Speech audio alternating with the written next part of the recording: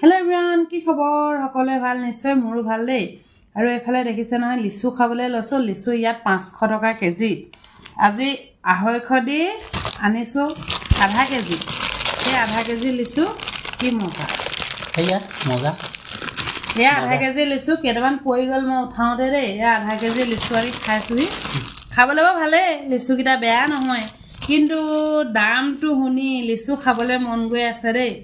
কিন্তু খাবলৈ দামটো দেখি মানে মনটো তাতে বান্ধি থৈ দিওঁ আৰু লিচু বুলি অসমলৈ মনত পেলাই।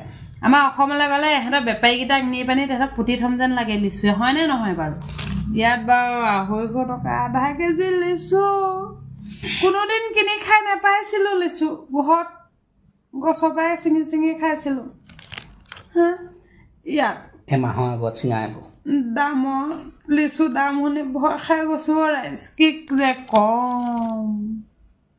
আমাৰ অসমত 200 টকা 100 টকালৈকে শুনিছোঁ কেজি, কিন্তু 500 টকা 1 কেজি লিচু দাম শুনা নাই।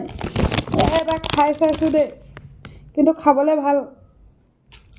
দেখিছে নহয় লিচুৰ দামৰ গতি, মানে আৰু কি কম!